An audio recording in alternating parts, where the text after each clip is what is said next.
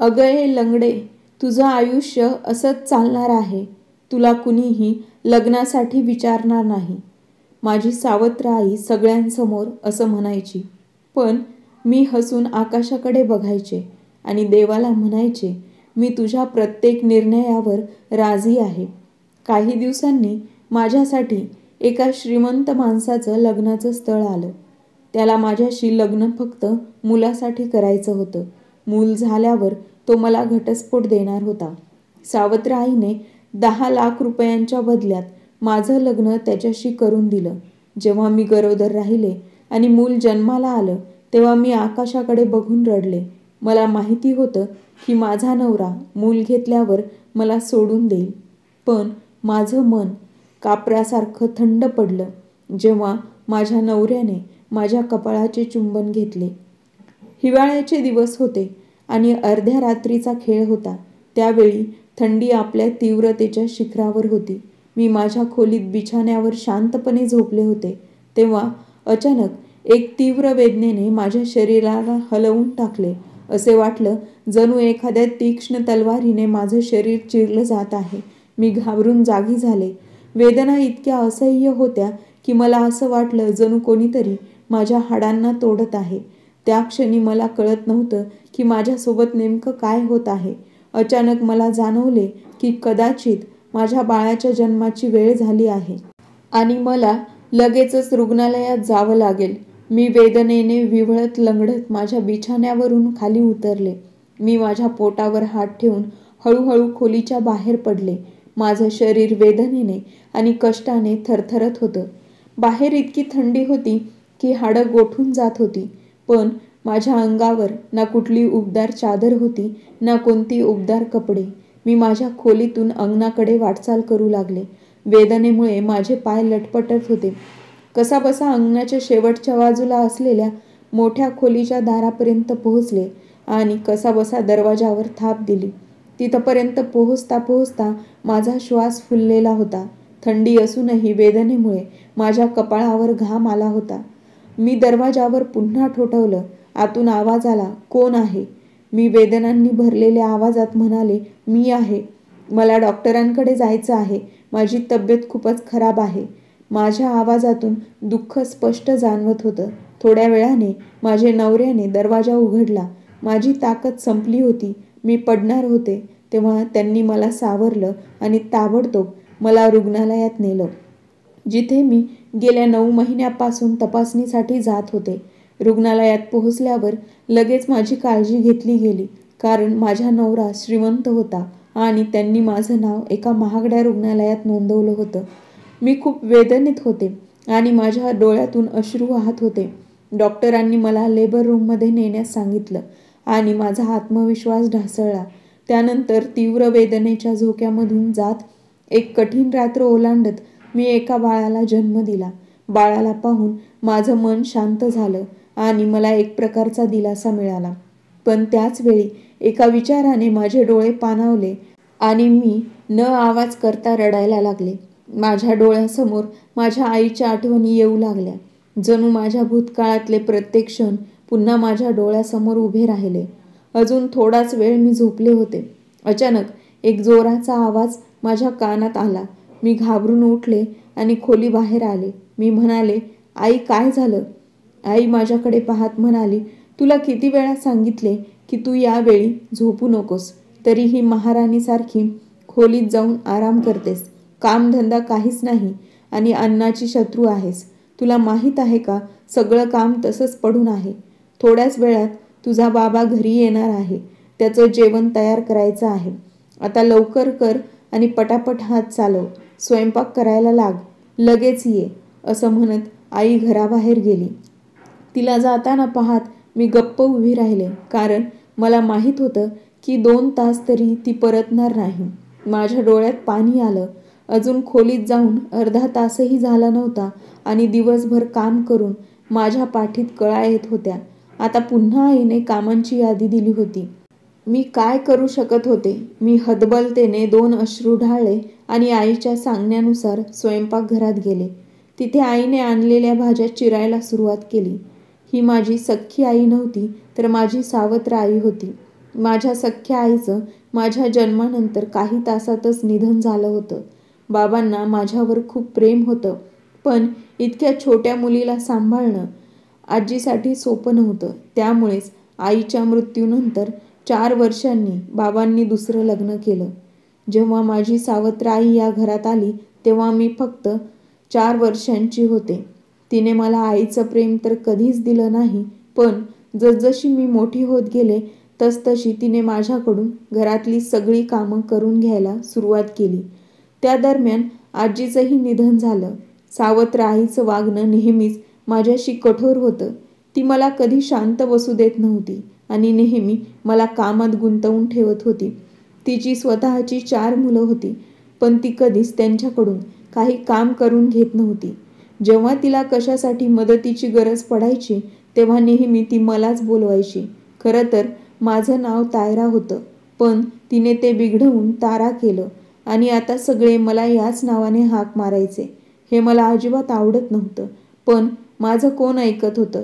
बाबा तर हेही विसरून गेले होते की त्यांना पहिल्या पत्नीपासून एक मुलगी आहे. मी सुंदर आणि तरुण होते, पण जन्मजात माझ्या पायाला एक दोष होता. माझा पाय थोडासा वाकडा होता, त्यामुळे मी थोडी लंगडत चालायचे. सावत्र आईला माझा हा दोष खूप आनंद देत असे. ती नेहमी माझ्या दोषाची टर उडवायची आणि मला लंगडी म्हणायची. बाबा घराबाहेर गेल्यानंतर तिच्या या टोमण्यांचा उपवास आणखी वाढायचा. तिच्या बोलण्याने माझं मन रक्ताच्या अश्रूने रडायचं. शाळेत सुद्धा मुली माझी चेष्टा करायच्या आणि लंगडी म्हणत चिडवायच्या, पण त्यांच्या बोलण्याकडे मी जास्त लक्ष द्यायचे नाही, कारण त्या लहान होत्या आणि त्यांची विचारसरणीही छोटी होती. मला नेहमी वाटायचं की देवाने असं बनवलं आहे ते सर्वोत्कृष्ट आहे. माझी आजी मला नेहमी समजवायची की देवाच्या निर्मितीत दोष शोधणं म्हणजे त्याच्या इच्छेविरुद्ध जाणं आहे. तिच्या या शिकवणीने मला नेहमी आधार दिला आणि मला खंबीर बनवलं. म्हणूनच मी कधीच देवाकडे तक्रार केली नाही की त्याने मला असं का बनवलं. तरीसुद्धा जेव्हा माझी सावत्र आई मला लंगडी म्हणत असे तेव्हा तिचे हे टोमणे माझ्या मनाला खोलवर जखम करायचे. मॅट्रिकची परीक्षा झाल्यावर जेव्हा मी घरी राहू लागले तेव्हा आईने मला घरच्या कामांमध्ये गुंतवून ठेवलं. कामाच्या बहाण्याने ती मला नेहमी लंगडी म्हणायची. वडिलांच्या समोर ती कधीच माझ्या या कमतरतेचा उल्लेख करत नसे, पण त्यांच्या अनुपस्थितीत तिच्या ओठांवर नेहमीच तो शब्द असायचा. मी शांतपणे अश्रू गिळून काम करत राहायचे. आता मी 20 वर्षांची झाले होते. एके दिवशी वडिलांना जेवण देण्यासाठी मी त्यांच्याजवळ गेले. त्यांनी माझ्याकडे पाहिलं आणि एकदमच थबकले. त्यांच्या नजरा मला बारकाईने निहाळत होत्या. मी घाबरले आणि तिथून लगेच निघून गेले. मला खूप विचित्र वाटत होते, कारण वडिलांनी आजपर्यंत मला अशा नजरेने पाहिलंच नव्हतं. थोड्या वेळाने वडिलांना माझ्या सावत्र आईला बोलावलं आणि म्हणाले, "अगं तारा किती एवढी मोठी झाली मला कळलंच नाही. तू तिची आई आहेस. तिच्यासाठी एखादं चांगलं स्थळ बघ. माझ्या मते हीच योग्य वेळ आहे तिचं लग्न करण्याची." वडिलांच्या या शब्दाने सावत्र आईसुद्धा एकदम गडबडून गेली. ती मला काहीसे विचारपूर्वक नजरेने पाहू लागली, पण मग म्हणाली, "तुम्ही काळजी करू नका. मी तारासाठी एखादं चांगलं स्थळ शोधेन. आता तुम्ही जेवण करून घ्या, थंड होत आहे." आईने वडिलांचे लक्ष विचलित करण्याचा प्रयत्न केला, पण मी आतून चकित झाले. ही पहिलीच वेळ होती जेव्हा वडिलांना जाणवलं की मी आता मोठी झाली आहे. यापूर्वी त्यांनी याबद्दल कधीच विचारही केला नव्हता आणि आता जेव्हा त्यांच्या लक्षात आलं तेव्हा ते माझी इतकी काळजी करू लागले होते. हा विचार करून मला आनंदही झाला. यानंतरचे काही दिवस झपाट्याने निघून गेले, पण त्या दिवशीच्या चर्चेनंतर वडील याबद्दल काहीही बोलले नाही आणि आईने देखील काही चर्चा केली नाही. मात्र मी पाहिलं की आई अनेकदा नातेसंबंध जुळवणाऱ्या मावशीसोबत काही चर्चा करत असे, पण मला काहीही समजत नव्हतं. एक दिवस अचानक आईने मला सांगितलं, "तारा, आज घराची स्वच्छता व्यवस्थित करून घे आणि चहा पाण्याची सोय कर. आज संध्याकाळी 4 वाजता काही लोक तुला बघायला येणार आहेत." मला वाटलं तुझं नातं इथे ठरेल. आईचं बोलणं ऐकून माझं हृदय जोरजोराने धडधडू लागलं. ही पहिलीच वेळ होती, त्यामुळे भीती आणि आनंद दोन्ही वाटत होते. माझे हात थरथरत होते. मला आशा होती की ते मला पसंत करतील, पण माझी नजर माझ्या पायांकडे गेली आणि मी चकित झाले. माझा आत्मविश्वास ढासळू लागला. मी निराश चेहरा केला. माझं मन खचू लागलं, कारण मला माहीत होतं की जगात किती सुंदर आणि परफेक्ट मुले आहेत, ज्या अजूनही लग्नाविना घरी आहेत, आणि माझ्या पायात तर ही जन्मजात त्रुटी आहे. मला खात्री नव्हती की कोणी मला स्वीकारेल. संध्याकाळी जेव्हा पाहुणे आले तेव्हा माझ्या मनात पुन्हा आशा निर्माण झाली. मुलगी असल्यामुळे माझ्या भावना वारंवार बदलत होत्या. असं वाटू लागलं की माझं ध्येय माझ्याजवळ येत आहे. जेव्हा मी चहा घेऊन बैठक खोलीत पोहोचले तेव्हा घाईघाईत माझ्या हातून चहा हलकासा सांडला. माझ्या सावत्र आईने पटकन चहा टेबलावर ठेवला. मी घाबरून खुर्चीवर बसले. खोलीत एकदम शांतता पसरली होती. तेवढ्यात पाहुण्यांपैकी कोणीतरी माझ्या पायाच्या अपंगत्वाबद्दल विचारले. माझ्या सावत्र आईने सांगितले, ही जन्मजात कमतरता आहे, त्यामुळे यावर उपचार होऊ शकला नाही. यानंतर पुन्हा खोलीत शांतता पसरली. मुलाच्या आईने म्हटले, माझ्या मुलाला सुंदर मुलगी हवी आहे, पण अपंग बायको कधीच स्वीकारणार नाही. असे म्हणून ते काहीही न खाता पिता तिथून निघून गेले.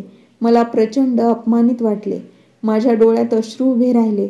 मी काही न बोलता उठले, चहाची भांडी उचलली आणि स्वयंपाकघरात जाऊन शांतपणे रडू लागले. मला अजिबात विश्वास बसत नव्हता की कोणी मला इतक्या सहज नाकारू शकते. हा माझ्यासाठी पहिला धक्का होता, ज्याने मला पूर्णतः तोडून टाकले. पण ही गोष्ट इथे संपली नाही.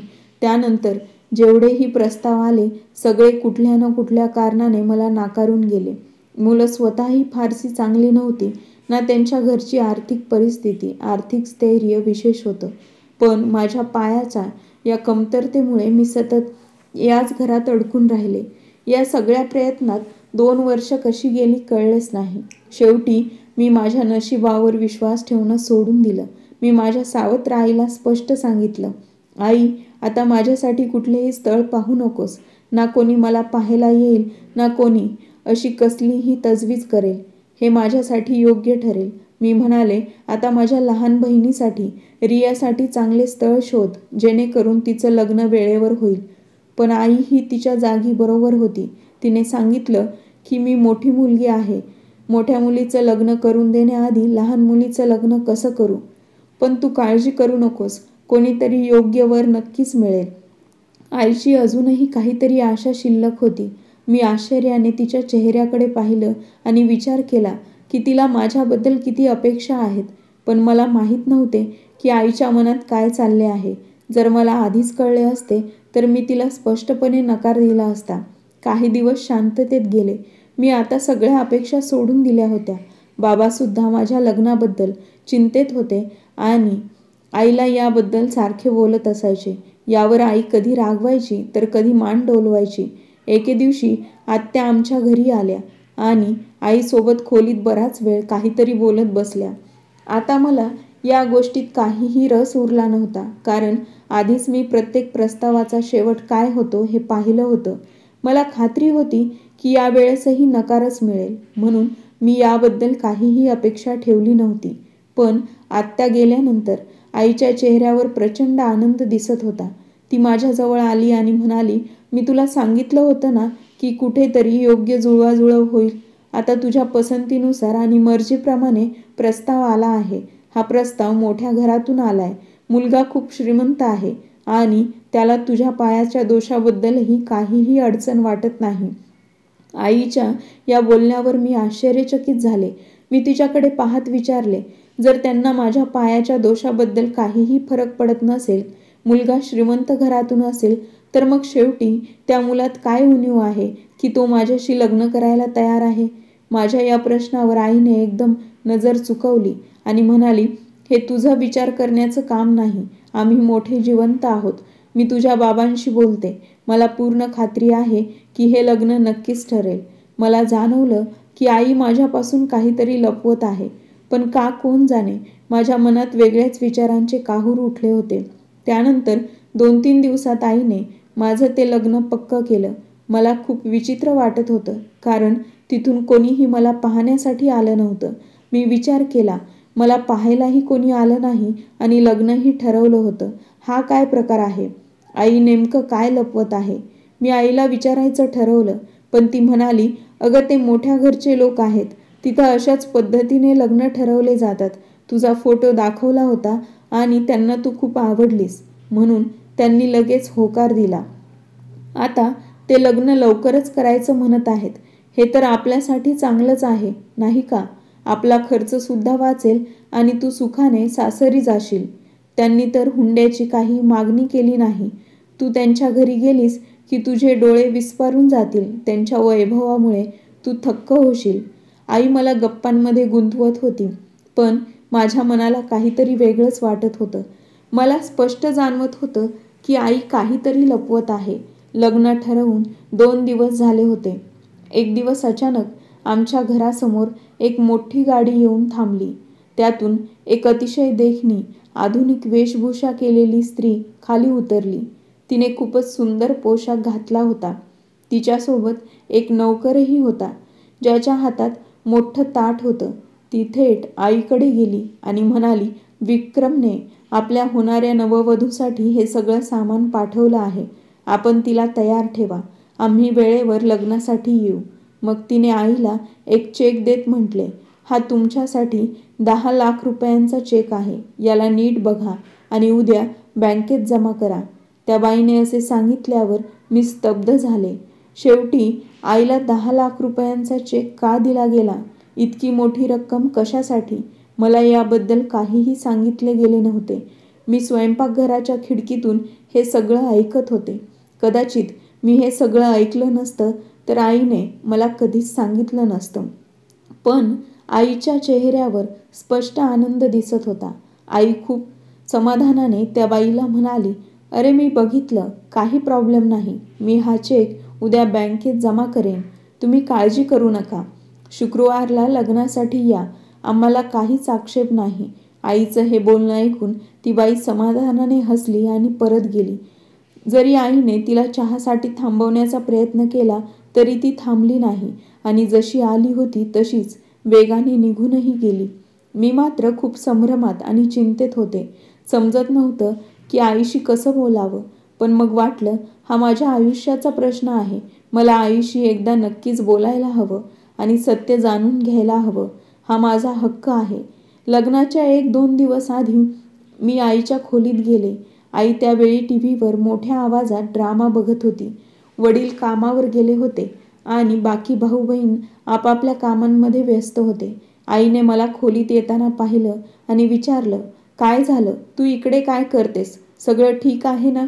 मी माझं बोट चाळत म्हणाले, आई, मला तुला काही विचारायचं आहे. आई म्हणाली, विचार, काय विचारायचं आहे? मी क्षणभर घाबरले. वाटलं परत निघून जावं, पण मग हिंमत गोळा केली आणि विचारलं, आई, आज जी बाई आली होती ती कोण होती आणि तुम्ही तिच्याकडून तो 10 लाख रुपयांचा चेक का घेतला? शेवटी प्रकरण काय आहे? माझ्या प्रश्नावर आईचा चेहरा थोडासा बदलला, पण ती घाबरली नाही आणि शांतपणे म्हणाली, ती राबिया होती, त्या मुलाची बहीण. तीच त्याचं लग्न ठरवत आहे आणि हा 10 लाखांचा चेक तिने मला तुझं लग्न करण्यासाठी दिला आहे. कारण तो मुलगा आधीच लग्न केलेला आहे आणि मुलासाठी दुसरं लग्न करत आहे. माझ्या मते तुला यावर काहीही आक्षेप नसावा, कारण तुला माहीत आहे की तू पायाने अधू आहेस आणि तुझ्यासाठी लग्नाचा जोडीदार शोधणं किती अवघड आहे. आधीच आपण तुझ्यासाठी किती ठिकाणी बघितलं आणि चहा पाण्याच्या नावाखाली किती खर्च केला आहे. त्यामुळे मी पुन्हा पैसे खर्च करण्याच्या मनस्थितीत नाही. आता जो खर्च झाला आहे तो परत मिळवायचा आहे, म्हणून मी तुझं लग्न त्यांच्यासोबत ठरवलं आहे. माझ्या मते हेच तुझ्यासाठी सर्वात योग्य आहे. आई मला हे सर्व स्पष्टपणे सांगत होती आणि नंतर टीव्हीकडे वळाली. मी तिथेच उभी राहिले. मला विश्वास बसत नव्हता की आई माझ्यासोबत असं काही करू शकते. थोड्या वेळाने जेव्हा आईने पाहिलं की मी अजूनही तिथेच उभा आहे, ती रागाने म्हणाली, आता इथे का उभी आहेस? आपल्या खोलीत जा किंवा काम कर. माझा टीव्ही पाहण्याचा मूड खराब करू नकोस. आईचं ऐकून मी हळूच खोलीबाहेर पडले. माझ्या डोळ्यातून अश्रू वाहत होते. आकाशाकडे पाहून मी विचार केला, देवा, हे माझ्यासोबत काय चाललं आहे? माझं आयुष्य असं का बनलं आहे?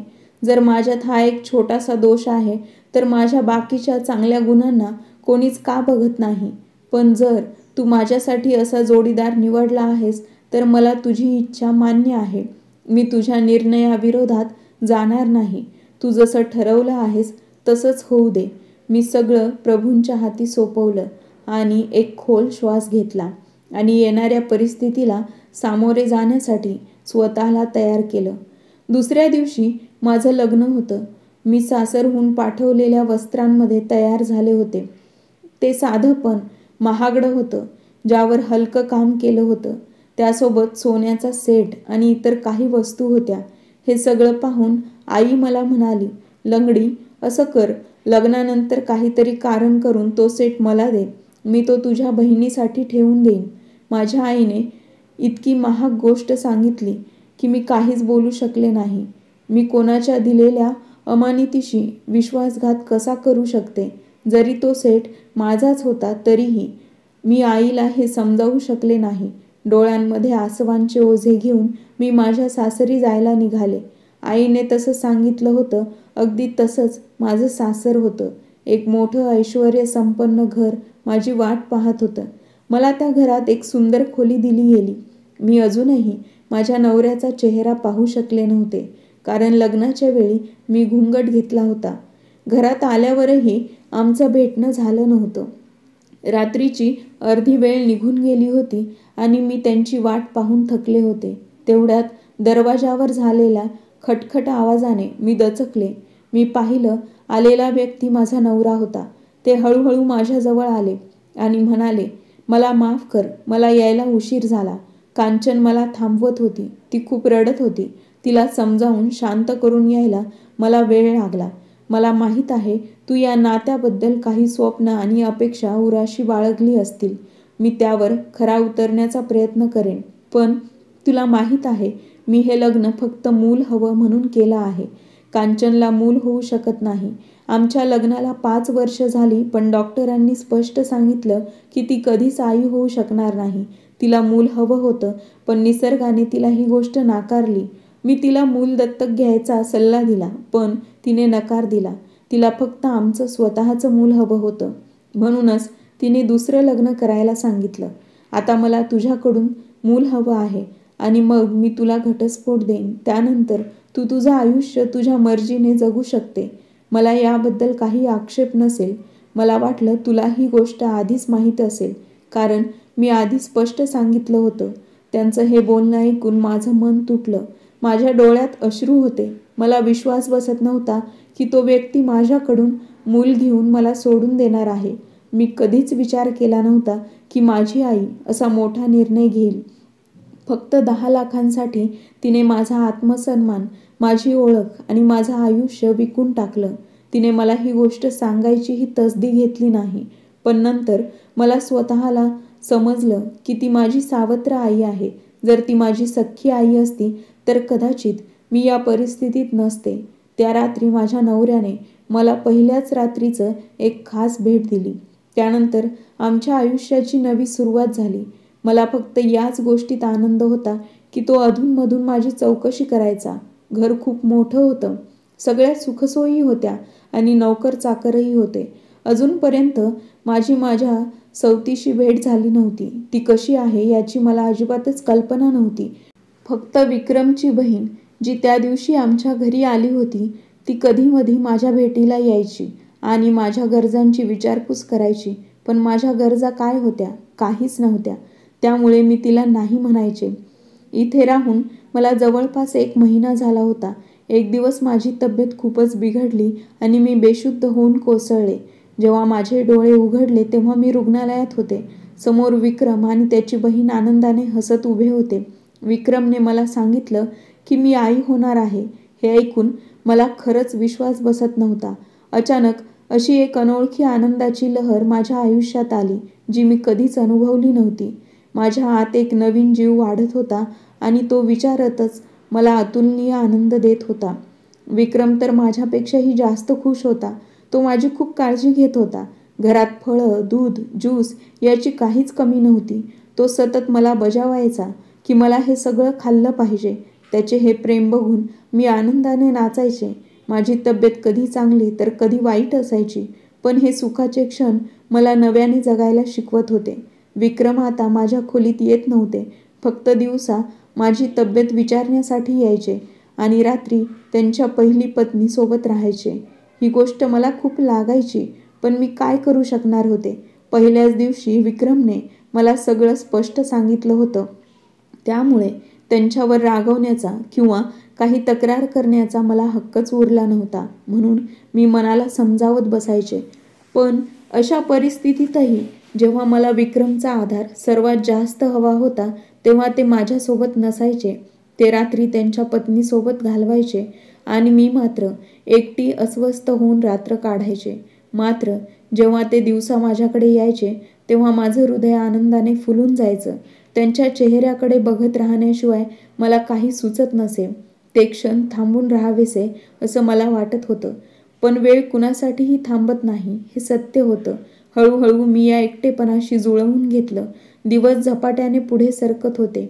विक्रमला त्या दिवसाची खूप आतुरता होती, जेव्हा आपलं बाळ या जगात येईल आणि तो त्याला आपल्या मिठीत घेईल. पण मला त्या दिवसाची भीती वाटत होती, कारण मला माहीत होतं बाळाच्या जन्मानंतर विक्रम मला सोडून देईल. मला फक्त आईचं स्थान मिळेल, पण पत्नी होण्याचा सन्मान हरवेल. हाच विचार मला आतून तोडून टाकायचा. कदाचित विक्रमच्या प्रेमाने माझ्या मनावर खूप खोल परिणाम केला होता आणि आता त्यांना गमावण्याच्या भीतीने मी कमकुवत होत चालले होते. या काळात मी देवाकडे अधिक झुकले. रडून रडून त्याच्याशी प्रार्थना करायचे आणि माझं दुःख त्याच्यासमोर व्यक्त करायचे. मला खात्री होती की देव माझ्यावर अन्याय होऊ देणार नाही आणि माझं आयुष्य आनंदाने भरून टाकेल. अखेर 9 महिने उलटले. त्या रात्री माझी तब्येत खालावली आणि मला दवाखान्यात नेण्यात आलं. तिथे मी एका सुंदर आणि निरोगी बाळाला जन्म दिला. बाळाला पाहता माझ्या मनात पहिला विचार आला की आता विक्रम मला सोडून देतील आणि माझं दुःख त्यांच्यासमोर व्यक्त करायची मला खात्री होती की देव माझ्यावर अन्याय होऊ देणार नाही आणि माझं आयुष्य आनंदाने भरून टाकेल. अखेर 9 महिने उलटले. त्या रात्री माझी तब्येत खालावली आणि मला दवाखान्यात नेण्यात आलं. मी तिथे एका सुंदर आणि निरोगी बाळाला जन्म दिला. बाळाला पाहताच माझ्या मनात पहिला विचार आला की आता विक्रम मला सोडून देतील आणि त्यांच्या आयुष्यातून काढून टाकतील. हे विचार येताच माझ्या डोळ्यातून अश्रू ओघळायला लागले आणि माझा BP वाढला. नर्सने मला औषध दिलं आणि मी झोपून गेले. जेव्हा मला शुद्ध आली, तेव्हा मी पाहिलं की माझ्या शेजारी ठेवलेला पाळणा रिकामा होता. मी घाबरले आणि जोरात ओरडले, माझं बाळ कुठे आहे? माझं बाळ मला परत द्या. माझी किंचाळणं ऐकून नर्स धावत आली आणि म्हणाली, कृपया शांत राहा. तुमची तब्येत ठीक नाही. तुमचं बाळ नर्सरीत आहे. त्याला थोडा ताप आला होता. तिथे त्याची व्यवस्थित काळजी घेतली जात आहे. तुम्ही काळजी करू नका. हे ऐकून मी सुटकेचा निश्वास सोडला. मी नर्सला विचारलं, माझे पती कुठे आहेत? ते बाहेर निघून गेलेत का? नर्स म्हणाली, नाही, ते बाहेर बसले आहेत. मी त्यांना बोलावते. थोड्याच वेळात विक्रम खोलीत आले. त्यांचा चेहरा आनंदाने चमकत होता. विक्रम माझ्याजवळ आला, माझा चेहरा दोन्ही हातात घेतला आणि म्हणाला, तारा, आज तू मला जी आनंदाची भेट दिलीस ती मी कधी स्वप्नातही पाहिली नव्हती. तुझे खूप खूप आभार. तू मला सगळ्या जगाची संपत्ती दिली आहेस. तुझ्या येण्याने माझं आयुष्य पूर्ण झालं आहे. त्यांच्या या शब्दांमध्ये जिव्हाळा होता आणि मला वाटलं की कदाचित देवाने माझ्या प्रार्थना ऐकल्या होत्या. तो पुढे म्हणाला, सांग तारा, तुला काय हवंय? जे काही मागशील आज तुला देईल. तुझ्या दिलेल्या भेटीसमोर सगळं लहान वाटतंय. तुझ्या प्रत्येक इच्छेसाठी मी माझं सगळं लुटून देईन. विक्रमच्या या भावना त्याच्या चेहऱ्यावर स्पष्ट दिसत होत्या. मी हळूच म्हटलं, विक्रम, मला काहीच नकोय. मला फक्त तुझी साथ हवी आहे. मी तुझ्यापासून दूर जाऊ शकत नाही. मला आयुष्यभर तुझ्या सोबतच राहायचं आहे. हे शक्य आहे का? माझ्या या शब्दाने विक्रम थोडा वेळ शांत झाला. पण मग तो म्हणाला, हो तारा, हे शक्य आहे. मी सुद्धा माझ्या मुलाच्या आईला स्वतःपासून दूर करण्याचं पाप करणार नाही. मलाही वाटत होतं की मी तुला माझ्या आयुष्यातून दूर ठेवू शकत नाही. काहीही झालं तरी माझा मुलगा हा तुझाही मुलगा आहे. तू त्याला जे प्रेम आणि काळजी देऊ शकतेस ते दुसरं कोणीही देऊ शकणार नाही. त्यामुळे मी ठरवलं आहे की तुला कधीच सोडणार नाही. तू माझी बायको आणि माझ्या मुलाची आई म्हणून नेहमीच माझ्यासोबत राहशील.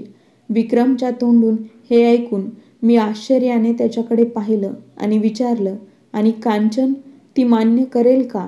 माझ्या आवाजात एक अनामिक भीती होती. त्यावर विक्रम म्हणाला, तू काळजी करू नकोस. मी तिला समजावून सांगेन. ती माझं ऐकेल. त्याच्या आवाजात एक दृढ विश्वास होता. त्याच्या या शब्दांनी मला प्रचंड आनंद दिला. मी नकळत विक्रमचा हात धरून त्याच्यावर एक हलकंसं चुंबन घेतलं. तो शांतपणे हसला. माझ्या मनावरचं जड ओझं हलकं झाल्यासारखं वाटलं. मला खात्री पटली की विक्रम मला कधीच सोडणार नाही. शेवटी मी त्याच्या मुलाची आई होते. मात्र कांचनविषयी थोडीशी भीती होती, कारण ती त्याची पहिली पत्नी आणि प्रेम होती. 2 दिवसांनी आम्हाला रुग्णालयातून घरी सुट्टी दिली. आम्ही घरी आलो. माझा मुलगाही आता बरा झाला होता. घरी पोहोचल्यावर कांचनने दरवाजातच मला थांबवून अधिकाराने बाळाला उचलून घेतलं. विक्रमच्या सांगण्यावरून मी तिला बाळ दिलं. पण न जाणो का माझं मन तुटल्यासारखं वाटलं. असं वाटलं की माझी सर्वात मौल्यवान वस्तू माझ्यापासून हिरावून घेतली गेली. विक्रमने मला खोलीत सोडलं आणि दिलासा देत म्हणाला, तू काळजी करू नकोस. कांचनशी मी बोललो. ती तुला बाळ परत देईल. काही दिवस घे. विक्रमच्या या शब्दांवर मी फक्त मान हलवली. त्याच्या गेल्यानंतर माझी रिकामी कुशी बघून मी रडत राहिले. विक्रमचं म्हणणं खरं ठरलं. काही वेळानंतर कांचन बाळ परत घेऊन आली आणि म्हणाली, याला भूक लागली आहे. बराच वेळपासून रडतोय. याला दूध पाजून झोपवून टाक. मी चुपचाप मान डोलावली आणि बाळाला दूध पाजायला लागले, कारण कांचन तिथून निघून गेली होती. त्या रात्री विक्रम घरी परतलाच नाही. त्याला हे माहीत असूनही की माझी तब्येत ठीक नाही आणि बाळामुळे मला त्रास होईल, त्याने माझी खबर घेतली नाही. काही दिवस असेच गेले. घरात आता एक नवीन वाद सुरू झाला होता. विक्रम मला सोडायला तयार नव्हते, पण कांचन या गोष्टीवर ठाम होती की विक्रम मला घटस्फोट देऊन मुलाला तिच्या हवाली करेल. मात्र विक्रमने स्पष्ट सांगितले की ते मला घटस्फोट देणार नाहीत. त्यांनी कांचनला सांगितले, तारा माझ्या मुलाची आई आहे आणि मला वाटतं की माझ्या मुलाच्या संगोपनासाठी तिचा सहभाग असावा.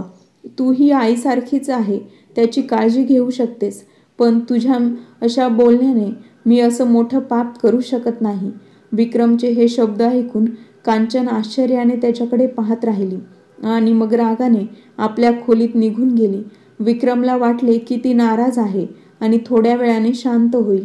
पण काही वेळाने कांचन खोलीतून बाहेर आली. तिच्या हातात सूटकेस होती. तिने विक्रमला सांगितलं, आता माझ्या मागे येऊ नका.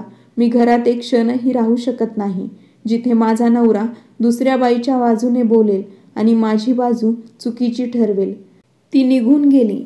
मला वाटले होते की मी सुटकेचा श्वास घेईल, पण त्याऐवजी माझ्या मनात अस्वस्थता होती. मला भीती होती की कांचन रागाच्या भरात विक्रमला पुन्हा आपल्याकडे घेऊन जाईल. पण कांचनने शपथ घेतली होती की ती परत कधीच येणार नाही. विक्रमने तिला अनेक वेळा समजावण्याचा प्रयत्न केला, पण ती ऐकायला तयार नव्हती. हळूहळू माझ्या मनातील भीतीसुद्धा संपली. मुलाच्या आईच्या नात्याने विक्रमने मला तो सन्मान आणि स्थान द्यायला सुरुवात केली, जो अधिकार मिळत होता. जरी मी शारीरिकदृष्ट्या कमजोर होते, तरी माझे नशीब कमजोर नव्हते. काळ जसजसा पुढे सरकला, निसर्गाने मला सगळं काही दिलं. माझ्याकडे एक सुंदर भव्य घर होतं, एक प्रेम करणारा नवरा आणि एक गोंडस मुलगा. कांचन अनेक वर्षापासून या घरातून दूर होती आणि ती परत कधीच आली नाही. विक्रमनेही तिच्याशिवाय राहण्याची सवय लावून घेतली होती. हीच गोष्ट माझ्या मनाला समाधान आणि शांती देण्यासाठी पुरेशी होती. तर मित्रांनो, ही होती आजची कथा. तुम्हाला कशी वाटली कमेंट बॉक्समध्ये नक्की सांगा. कथा आवडली असेल तर लाईक आणि शेअर करायला विसरू नका आणि चॅनलला सबस्क्राईब करायला विसरू नका. भेटूया नवीन एका व्हिडिओमध्ये नवीन एका कथेसह.